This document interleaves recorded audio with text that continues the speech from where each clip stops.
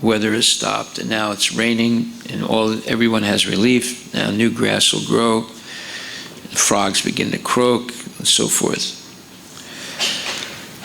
At last, everything was enveloped in darkness, and I heard in the waters of the Sarayu a gurgling sound like that of filling water into a pitcher, as is often produced by an elephant when it drinks. I then took up a deadly shaft from my quiver and sent it toward the direction from which the sound proceeded. So Dasarat, of course, was very proficient in the art of archery. He could hit a target simply by hearing sound. He didn't have to actually see it. As soon as the arrow went flying, I heard the groans and cries of a man. He was in truth a hermit. He was struck in the heart and fell into water. Then the injured man said, I am a hermit. Why have you struck me with an arrow? I came to the lonely river to fetch water at night. What have I done? I live on wild fruits and roots and do nothing that may pain anybody. This is highly reprehensible. This is a highly reprehensible act. I am not, however, sorry for my own death, but I am sorry for the distress that will befall my old parents. I am their only support. Who will maintain them in my absence? Thus, all of us have been struck down by one shaft. Who is that greedy boy that has killed us thus? So by killing that one hermit in the forest, he actually killed 3 people. The hermit, and that would mean his mother and father would also die because he was their sole support. Now Dasarat says, O queen, he'd speak to Kaushalya, as I heard these piteous words from the hermit boy at night, my bow dropped down from my hand. I was overwhelmed with dark apprehension and sorrow and slowly proceeded toward the spot. On coming there, I found an ascetic struck by the arrow. His matted locks were disheveled. He was besmeared with blood and dust, and the pitcher with water was lying on the ground. When the hermit saw me standing before him, he said, I am a denizen of the forest. I came to the Sarayu to fetch water for my parents. Why did you strike me? In one shaft, you have killed me as well as my blind father and mother. They are weak and thirsty, and surely they are anxiously waiting for me. Father doesn't know that I am thus lying on the ground.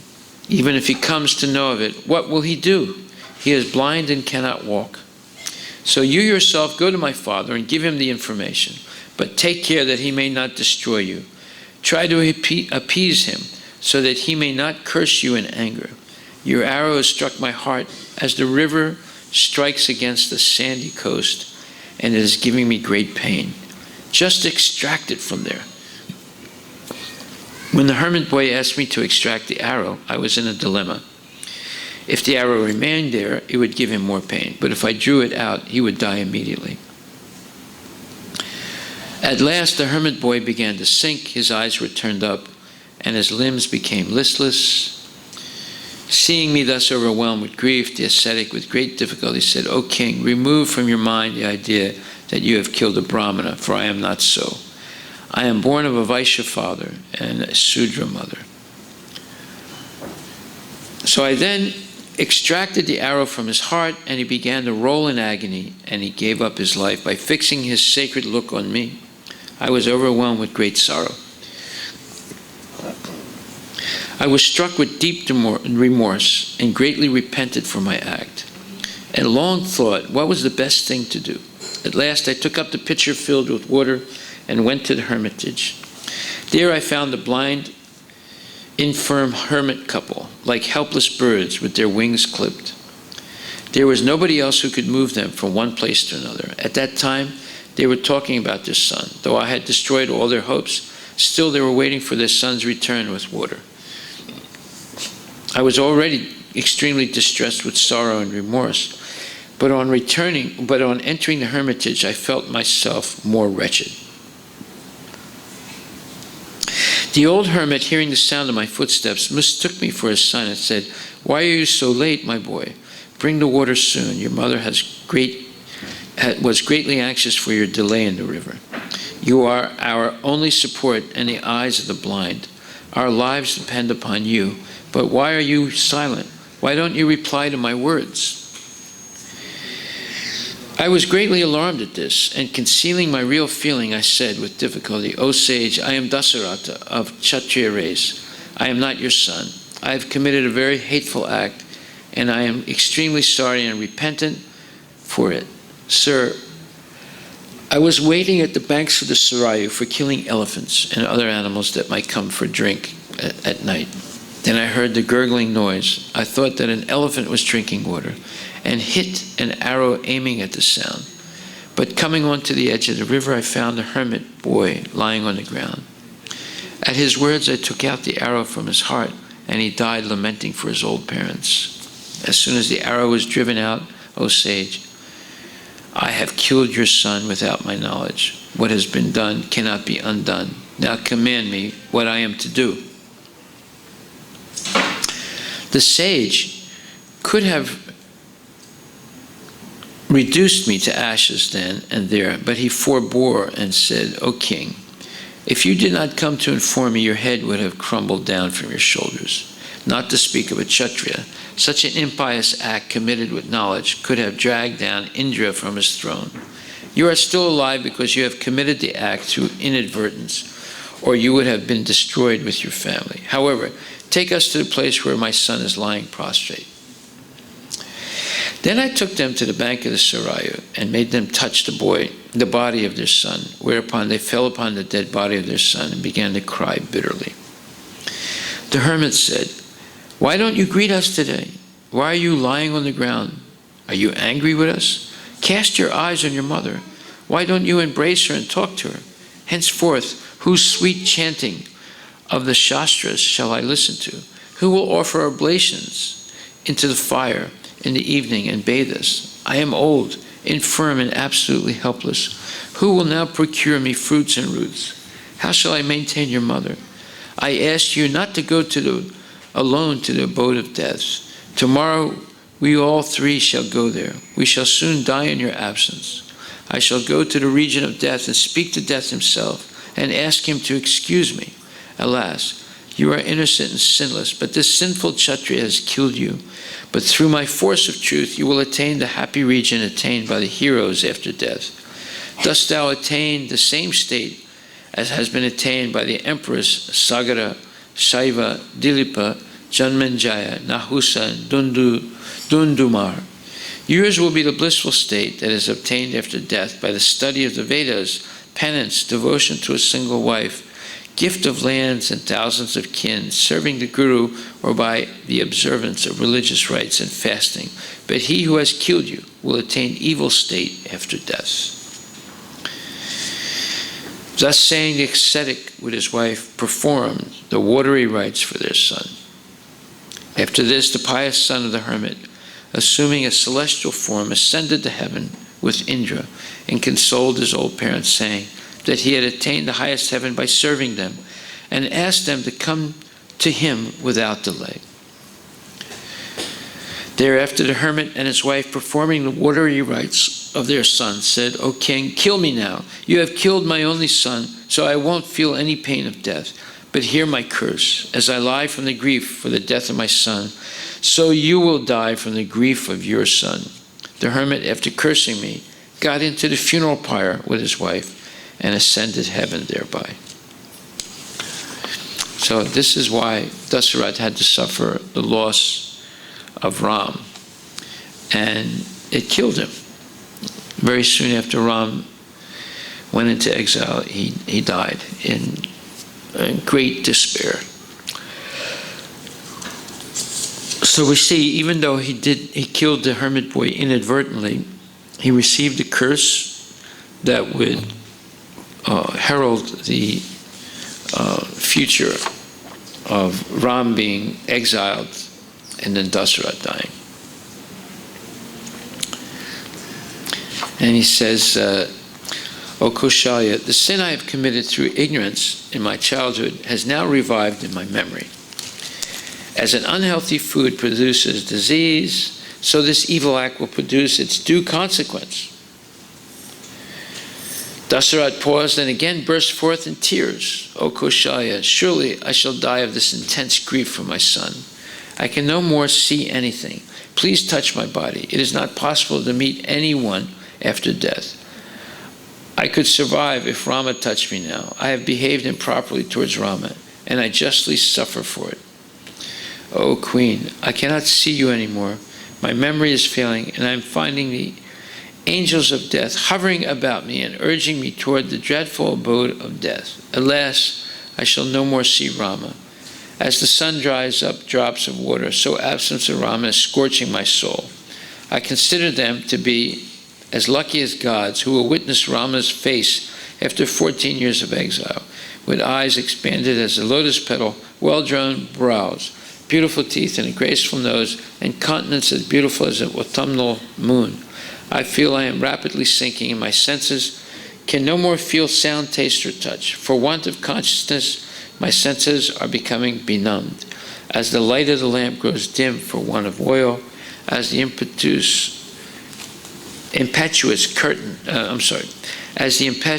current of a river destroys its bank, so this internal grief will bring about my end.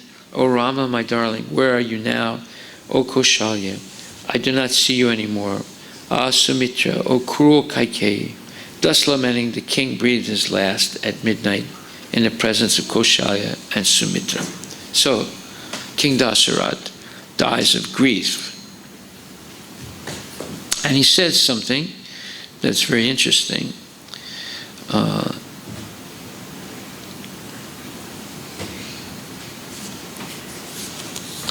He says, as the impetuous current of a river destroys its bank, so this internal grief will bring about my end. Now that's a fact. Many people have died due to internal grief. The internal grief can be brought about by many external reasons. People oftentimes lament for things that they have lost, or things that they did that caused consequences to others, or things that they did that were mistakes in their own life. So when a person begins to lament and cannot forgive others or themselves, that lamentation actually destroys them from within. That grief and lamentation destroys them from within. And so he says, this internal grief will bring about my end. So we should understand the value of forgiveness, because if we're not able to forgive, then it's either grief or resentment held in internally will destroy a person.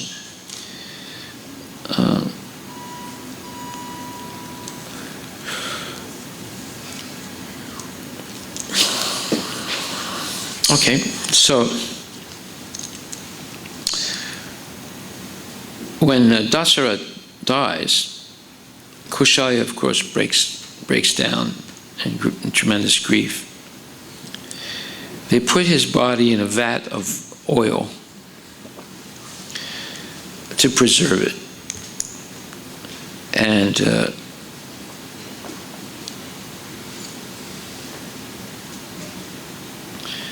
so after the full night of lamenting, several great sages come. Markandeya Muni, Vamanadeva, Kashyapa, Gautama, Jabali, and other Brahmins.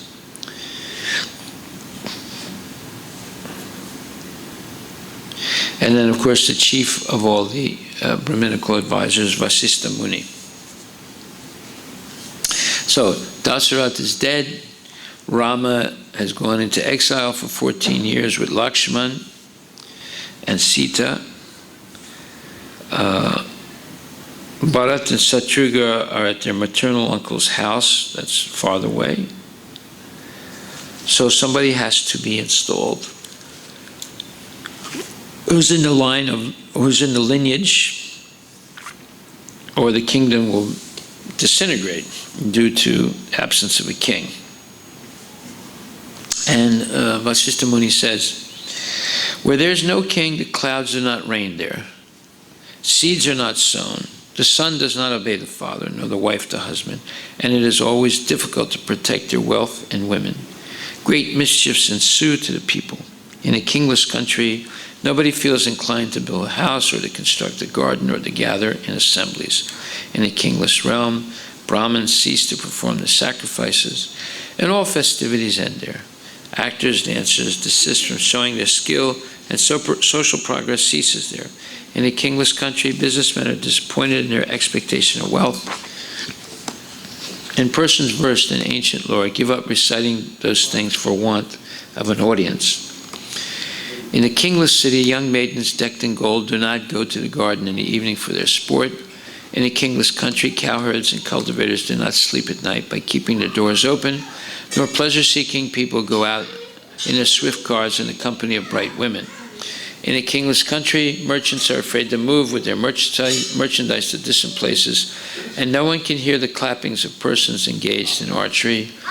In a kingless city, big tuskers of 60 years old do not ply along the streets with twinkling bells around their necks, and so forth. So he's giving a description of what happens when a kingdom lacks a proper king. Basically, it's chaos. And he says, he continues, a kingdom without a king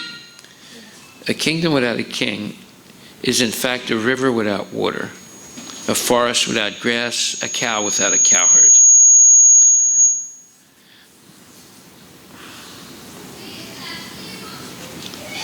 So they decide that Bharat should become the king, Ram's brother.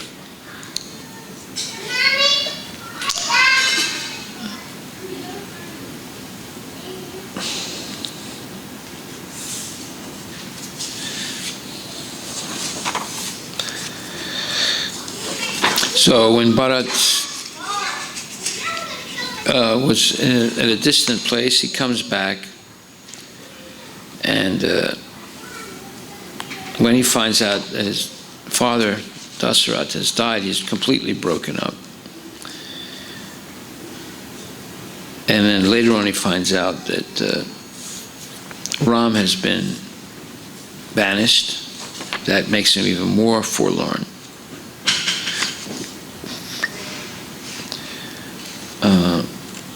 And he goes to his mother to ask her, what did Bharat do to be exiled? Why did you exile him? And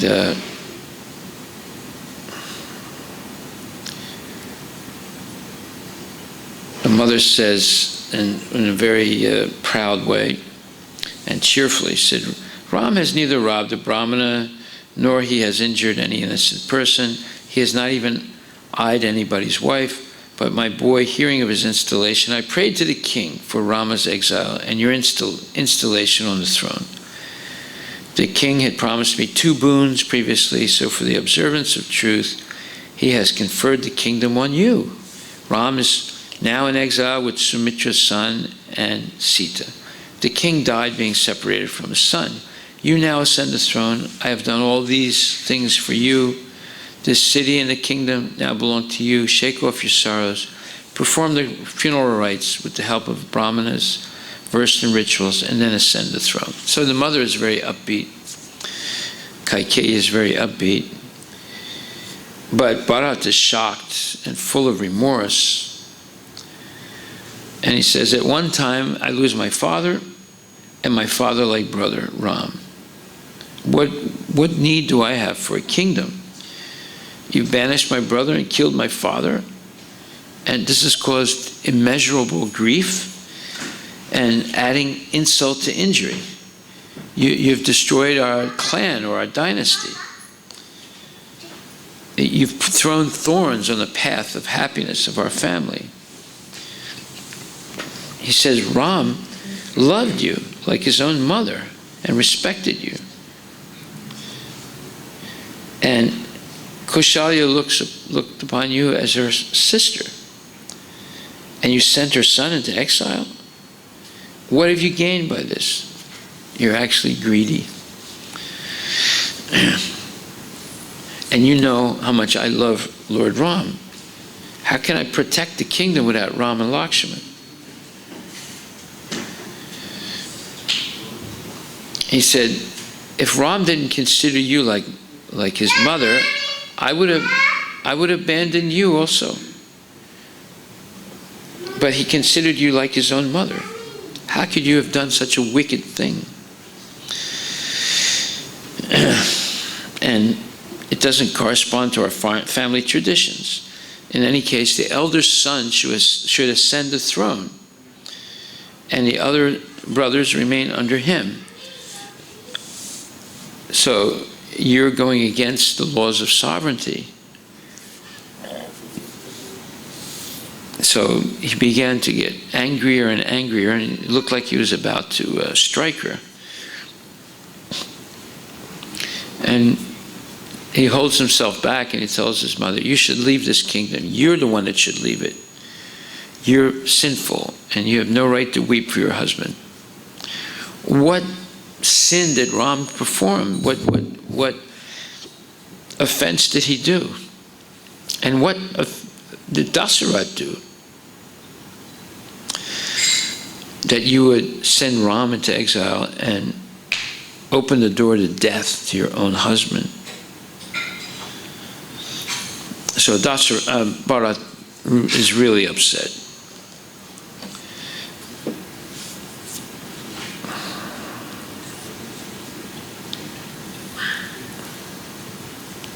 Then he tells a story. He says, once upon a time, there was a celestial Surabhi cow. And while traveling through the heavenly regions, she saw two of her sons yoked to a plow, and seeing them fatigued on account of plowing the field until noon, she became extremely sorry for them and began to shed tears. At that time, Indra was passing below her, and drops of her tears fell upon his body. Indra looked up and found Surabhi weeping. Indra grew highly anxious at this and inquired whether the gods are well and as to why she was weeping. Surabhi replied that there was nothing to say about the gods, but pointing to her son, she said, look here, how my two sons are laboring hard in that undulating field. I have been greatly distressed by their sufferings. There are no dearer things than one's own child. So from that time, Indra realized a son to be the dearest thing in life and entertained great regard for Surabhi. Now, Bharat says, consider if Surabhi, in spite of having innumerable sons, could be so sorry for two of her sons. What do you imagine is the condition of Kaushalya, who only has one son? So he says, after I perform the final rites for my father, Dasarath, I'm going to go and bring back Ram from the forest, and I myself will embrace the forest life of a hermit. And if I do this, maybe the stain of your sinful act won't be washed from my mind. If I can bring Ram back to Ayodhya. So he was still very, very angry.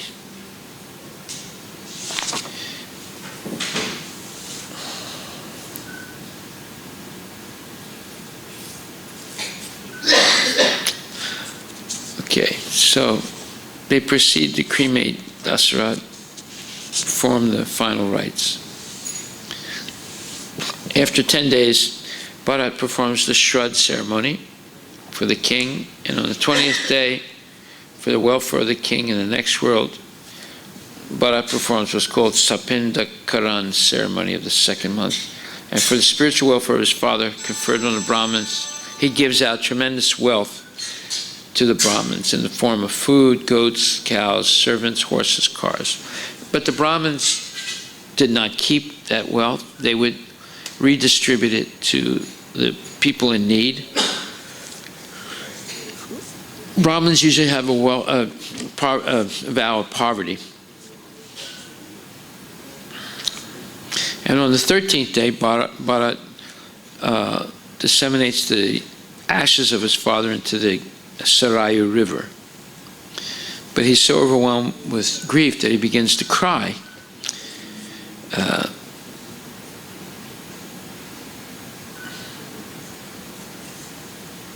So he basically faints in sorrow.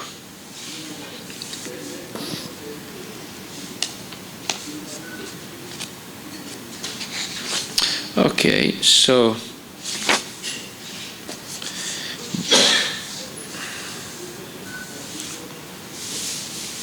Bharat decides to go and fetch Ram. Then Satrugna, another one of the brothers, he catches Kaikeyi's servant Manthara, who had convinced her to put Ram into exile. And he begins to beat her. Everyone gets frightened. And he drags her by force and through the floors of the palace. But Bharat stops Satrugna. He's also enraged by what Manthara did, but he says, a woman should not be killed, so forgive her. I would have killed her, I would have killed my own mother, but Ram would despise me as the murderer of my mother. And he says, so if you kill this humpback woman, Manthara, he won't speak with us, and he will be very upset with us. So when he tells Satrugna stops his mistreatment of Manthara.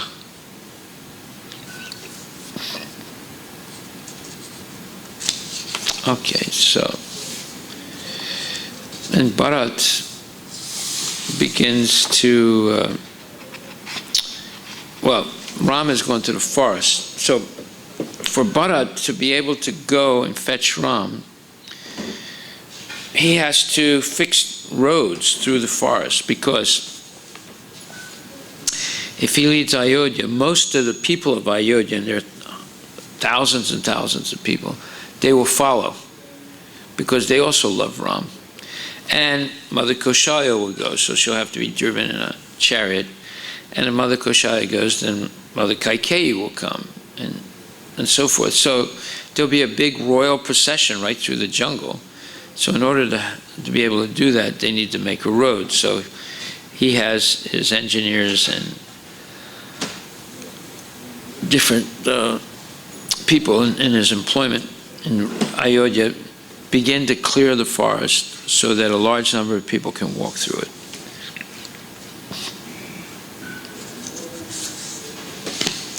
So when the day comes, they all leave, and just about the entire city of Ayodhya, almost the entire population go into the forest to seek Ram.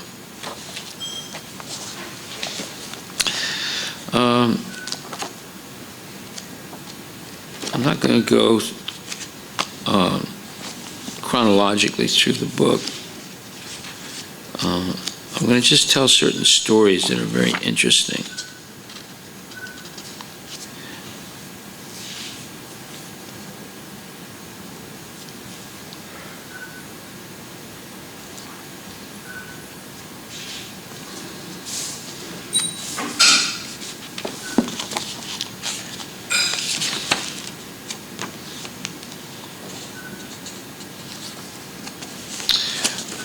Another interesting part of the Ramayana is when Sita is banished from Ayodhya after she was saved by Ram. They go back to Ayodhya. Everyone is happy, but then rumors abound about Sita having been captured, kidnapped by Ravana, and kept by her for about by him for about over a year, or not quite a year, until Ram came and saved her. So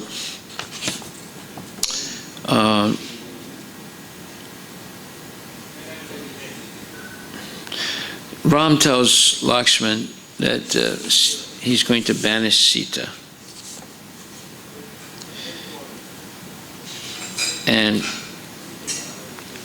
Lakshman has to tell her.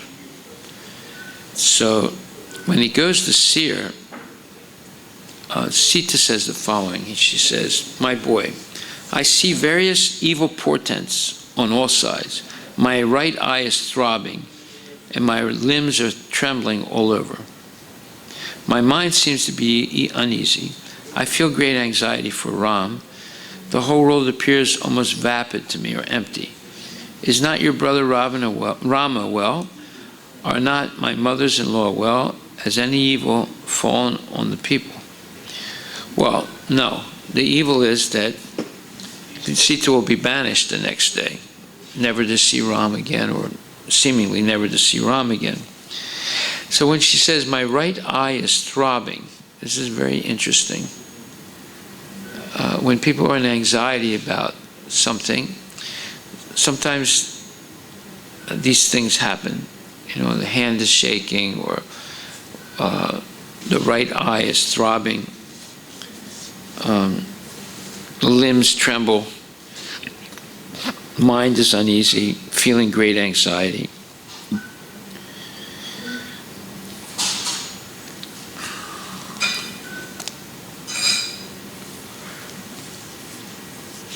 But Lakshman doesn't tell her exactly what's happening. He's afraid to.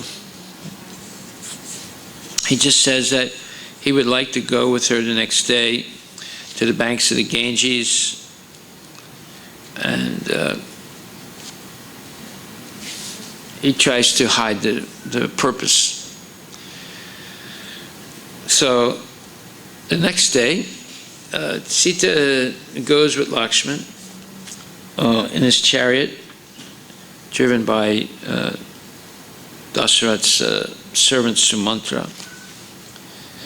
And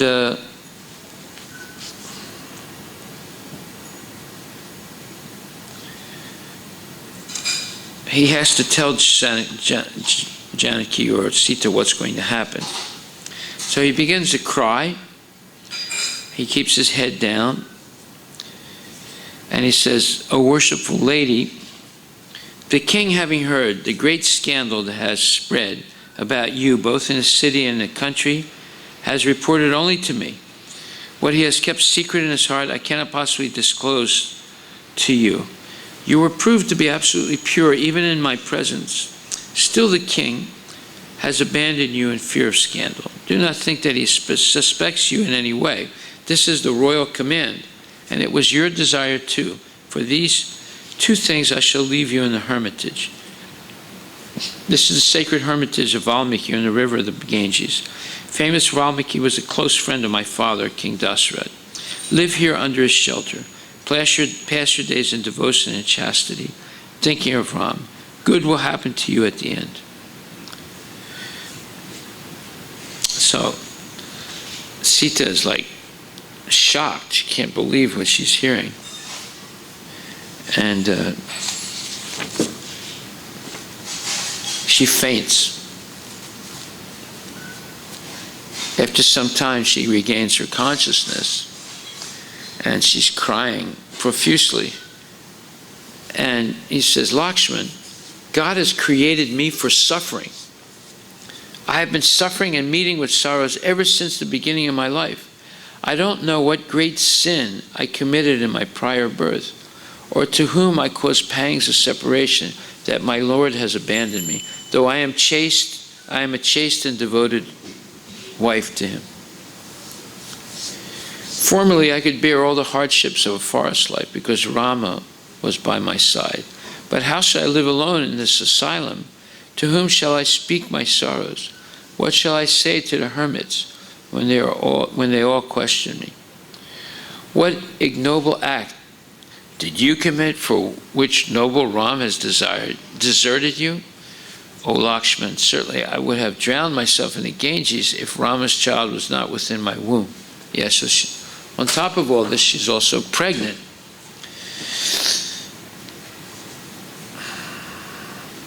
She said, "Okay, anyway, you have to do what you've been asked to do. Leave me in my miserable condition and obey the royal command. But let me tell you a few words. Just listen to them. Convey my respects to my mothers-in-law. Then, after due greetings, tell my royal lord, Ram, that I am thoroughly devoted to him and my character is stainless. I have great respect for him, and I know that he has abandoned me in fear of public odium or public disrepute. He is the highest goal of my life, and it is my duty to purge him from all stains of ignominy. Tell also the virtuous king that he should look upon his people as he does, with affection as with his brothers. It is his noble duty, and that he should rule justly over the people. I shall not grieve even for a moment, even if I lose my life. He should not act in a manner by which he may be free from all calumny. No, he should act in a manner by which he may be free from all calumny, which means all criticism.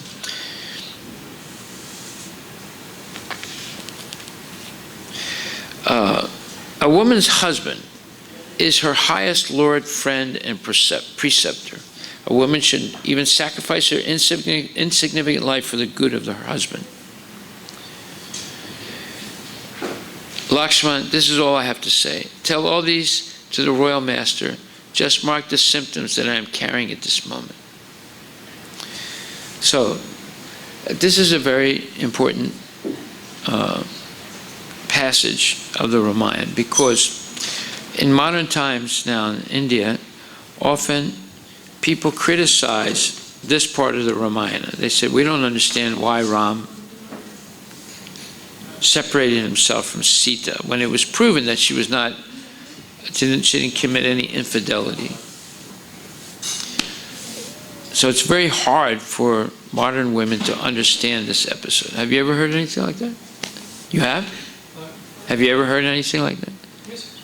Yeah. A lot of people talk about blame Ram for. Speak louder. A lot of people blame Ram for abandoning Sita or banishing Sita. Yeah. Yes. But now we heard Sita's own words. Does it sound like she's bitter? No. Not at all.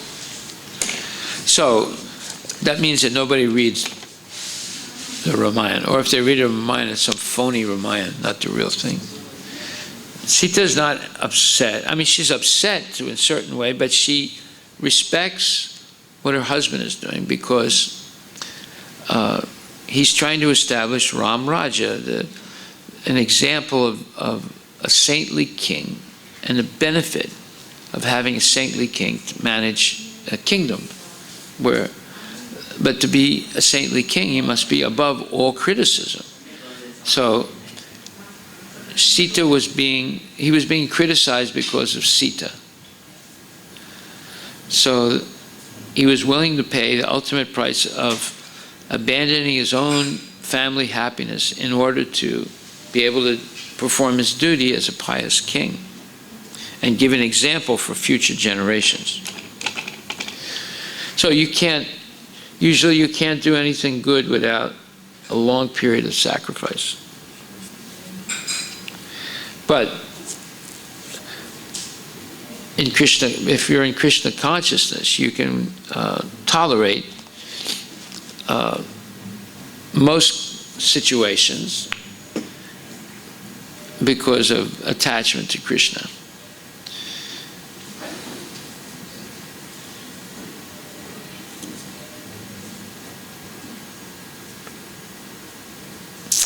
So Sita, as soon as Lakshman begins to leave, he crossed the Ganges and left her on the side of the Ganges where she could easily find Valmiki Muni's ashram. Now as he's leaving, he's going back across the Ganges, and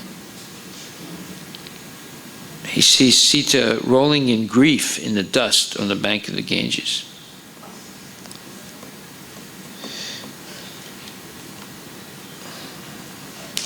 And And Sita is overwhelmed with sorrow and begins to cry aloud in the deep forest. Because basically she feels like she's been abandoned. And eventually she arrives in the ashram of Valmiki Muni. Now Valmiki Muni could understand what happened, not because there were newspapers or radio or television or cell phones, but through yoga meditation, he was able to see in real time what was happening and hear, just like Sanjay was able to describe what's happening on the battlefield of Kurukshetra in real time to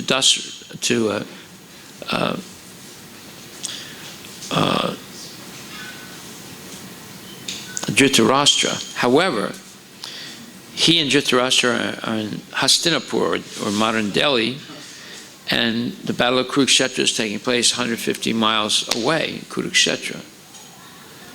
So, yogis have this, used to have this power of having what you might call an internal television. They could meditate and understand what's happening very, very far away in real time by seeing it and actually hearing it.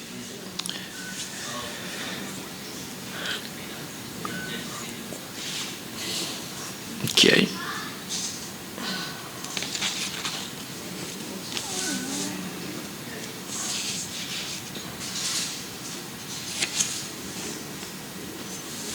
So there's another interesting story I would tell.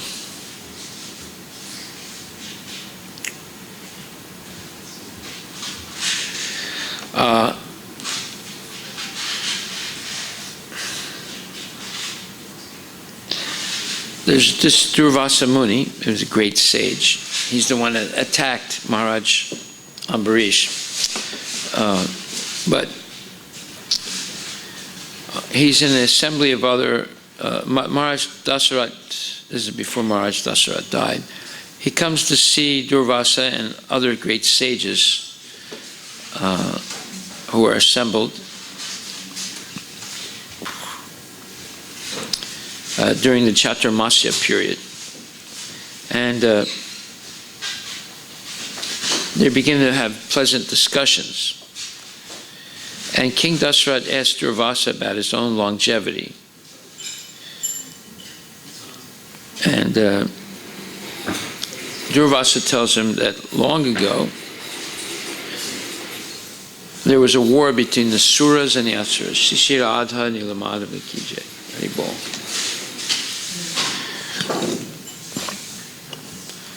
Long ago, there was a war between the demons and the devas. And the demons were defeated by the devas. And they sought protection of Bhrigu Muni's wife. Although Bhrigu Muni is a Brahmin and a deva, or a member of the devas.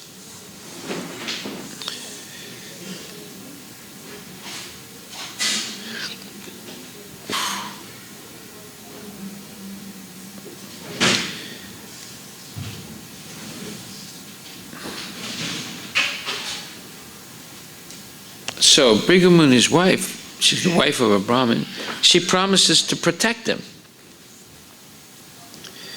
And Lord Vishnu becomes upset by this and cuts off her head with his Sudarshan chakra.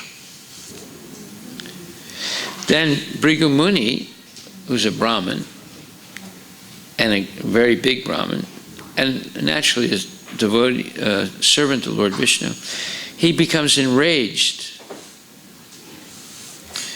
and he curses Vishnu to become born on the earth and to suffer the pangs of separation from his wife, just as Bhrigu Muni is going to now feel separation from his wife. So Bhrigu Muni becomes sorry for cursing the Lord, and he begins to worship Lord Vishnu. And Lord Vishnu is pleased by his worship, so he agrees to suffer from Bhrigu Muni's curse, because once a Brahmin gives a curse, it's very hard to take it back, or impossible.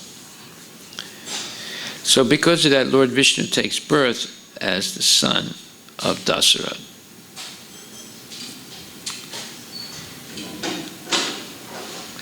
And Ram will rule for a very long time in Ayodhya, and people will be very, very happy serving him, and so forth.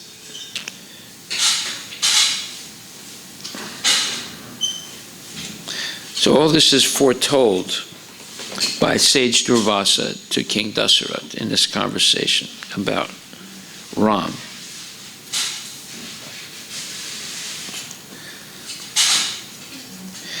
So when this story is recounted to also to Lakshman, Lakshman feels relieved, because although in the history of the Devas, the situation looked hopeless, but actually it turned out okay. So in the same way, Sumanta tells this, the story is told to Lakshman so that he might be able to overcome his grief and see that even though this whole situation looks like a terrible tragedy of Sita being exiled by Ram, etc., actually something good will come of it. That way, Lakshman is encouraged to go back to Ayodhya and comfort Lord Ram. When he goes back, after leaving Sita in the forest, he sees Lord Ram sitting in a chair in the palace and crying like a baby. And he tells Ram that he's left Janaki in Valmiki Muni's ashram. And he tries to comfort Lord Ram. And he says, please don't be overwhelmed with sorrow. It is due to evil time. And he says, a wise man like you never laments over any loss, because all savings end in loss. All rises and fall, and all compositions and decompositions, and life and death. Hence, a man should not be too much attached to his wife, children, or friends, and relations, or to friends, for the loss is inevitable.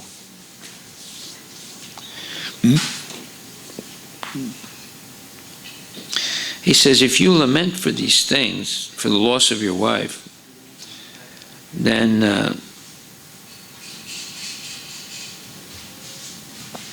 he said it'll be scandalous if people hear that. Why did you banish her in the first place? And now you're lamenting for her. He said, be patient and get rid of your weakness. And Ram, with great satisfaction, says, what you say is truth. Is true. Henceforth, I'll devote myself to the work of administration. All my sorrows have vanished. I have understood everything by your pleasant words. Well, this is philosophy. You know, he said loss is inevitable. Everything we have in this world we're going to lose as we get old and approach death. And therefore, you have to not be overwhelmed by sorrows, and you have to, the only way you can overcome this oppressive influence of time, meaning the passage of time, is by using your time in the service of Krishna, not by lamenting. Lamenting will not solve any problem. Okay. So if you ever hear someone say that, oh, Ram unjustly banished Sita, actually there's a deeper phenomenon going on, that Ram and Sita are going to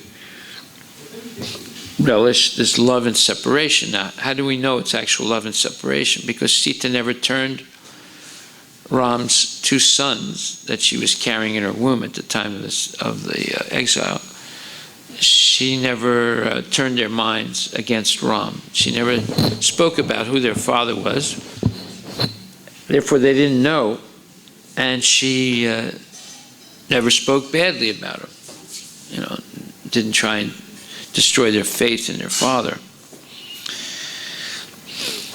So Sita did not act as if she was resentful of the banishment. She was sorrowful to be separated from Ram, but that is a symptom of what's called vipralamba bhava, intense love and separation from the Lord. So what's happening here is Sita and Ram are experiencing this love and separation. And it's more powerful than love in proximity.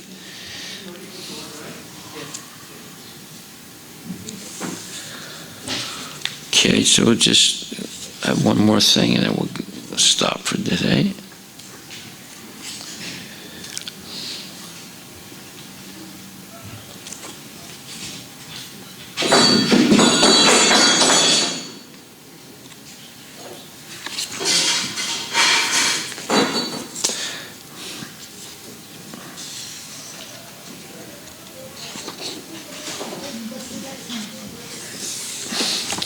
So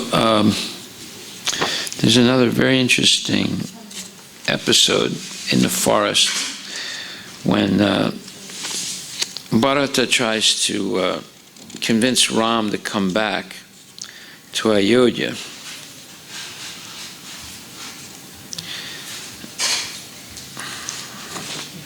At that time, different people tried to convince Ram to go back with Bharat. And this is called the persuasions. And one of the people that accompanies Vasistha Muni, I guess he might have been a companion or he might have been his disciple, is a person called Javali. He's another sage called Javali. And Javali tries to convince Ram to go back to Ayodhya and give up staying in the forest. And he says, Ram, you are intelligent and wise, but let not your intelligence lead you to discomfitures like that of an ordinary person. Now mark who is whose friend, who is entitled to a thing by virtue of his relation. Man is born alone and dies alone. He is an insane person who becomes affectionately attached to another as his father or mother. As at the time of setting out for a foreign land, a man resides outside his village, and on the next morning he leaves it without remorse, you should know such is man's relation with his father, mother, house, and wealth. Good people never become attached to these. Therefore, it is not becoming of you to renounce the ancestral kingdom at the request of your father and to live in this dense forest full of perils. Go back to prosperous Ayodhya, and the city is waiting for you like a woman wearing a single braid of hair. Well, that was a custom of women whose husbands were away from home. They would only wear a single braid of hair. You will pass your days happily like Indra, the ruler of gods. Dasarat was nobody to you, so you were none to him.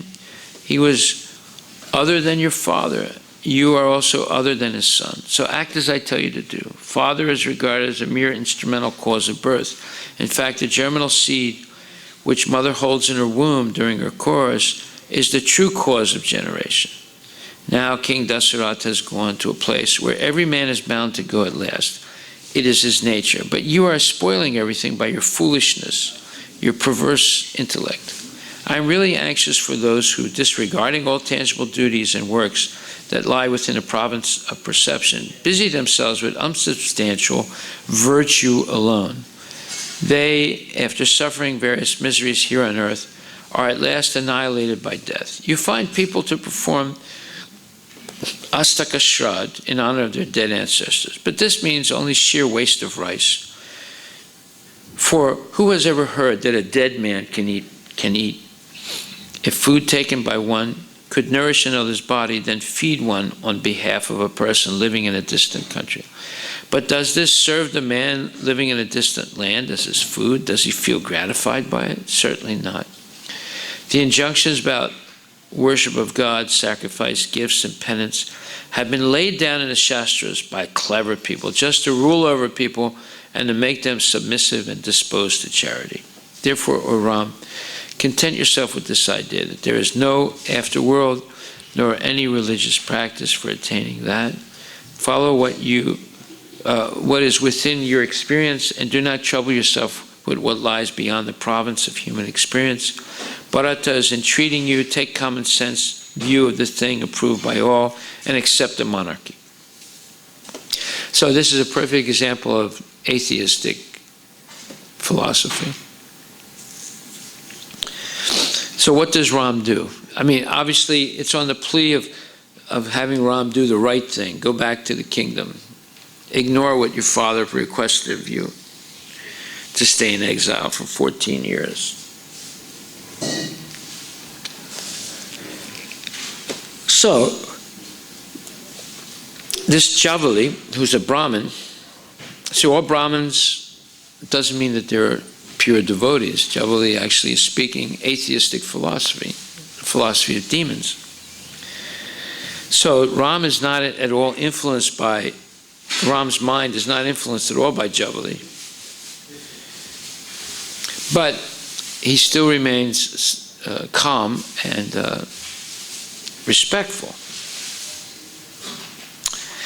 He says, O sage, what you have just now said for my interest, though this appears like a desirable course of action, is not indeed so. It looks like duty, but it is not. He who is vicious and walks along a wrong path and preaches against the doctrines of the Shastras is not honored by good people. One's conduct shows whether one is high-born or low-born, whether he is valiant or vain, pure or impure. If one acts according to your advice, various mischiefs will ensue. Your view is most unliberal. Acting according to your precept, a mean-charactered fellow may appear as honorable. The vicious may appear as pure, and the inauspicious one may look like auspicious. I shall be condemned by the virtuous and shall be guilty of violating the family custom. If I adopt this reprehensible course of action as my duty, I cannot then accept to attain the blissful state after death for the fulfillment of a vow. And the subjects following my example will go astray. So what you have said does not appear to be commendable to me. So Ram completely rejects what Javali says, even though Javali is a Brahmin, but he's speaking demoniac philosophy. He's speaking against doing the Shrad ceremony for the ancestors, where you offer prasadam to the ancestors. He said, I've never saw a dead man eat rice before. So we can see that even in Ram's time there were stone-faced vegetables, stone-faced atheists. And Ram says, he who is vicious and walks along a wrong path and preaches against the doctrines of the Shastras is not honored by good people. Okay. So we'll stop right there. We'll continue a little more tomorrow in the Ramayana. We'll jump around and just read things that I think are interesting. Hare Krishna.